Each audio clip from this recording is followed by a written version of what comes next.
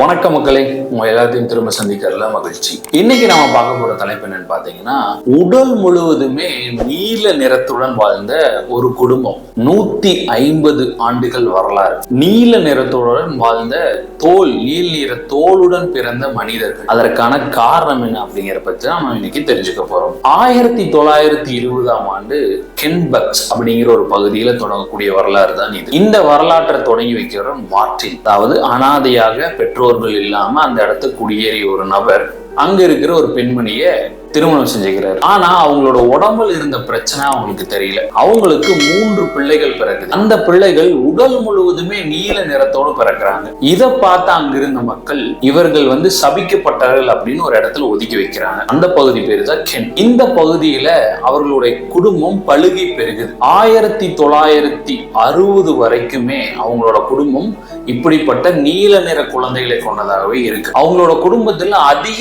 வயது வாழ்ந்தவங்க ஒரே ஒரு பெண் மார்த்தா.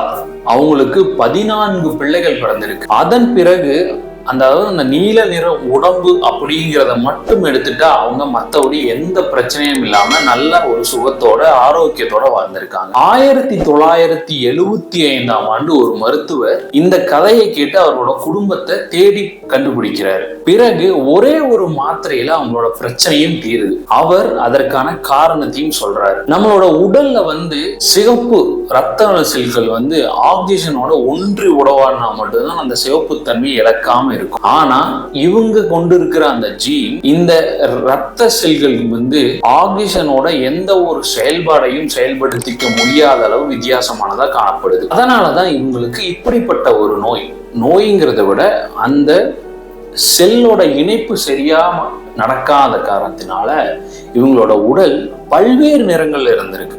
வெறும் நீலம் மட்டும் கிடையாது, செம்பட்டை, வெள்ளை, அதாவது ரொம்ப மிக வெளிச்சமான வெள்ளை, அப்புறம் நீலம், கருநீலம், கருஞ்சிவப்பு அப்படின்னு பல்வேறு நிறங்கள்ல இவர்கள் குடும்பத்துல மனிதர்கள் இருந்திருக்காங்க. இதற்கெல்லாம் ஒரே மருந்து அந்த இரத்த செல்கள் ஆக்சிஜனோட ஒன்றி உறவாட வைப்பது மட்டும்தான். இதற்கான பதிலையும் அந்த மருத்துவர் கண்டுபிடிக்கிறார்.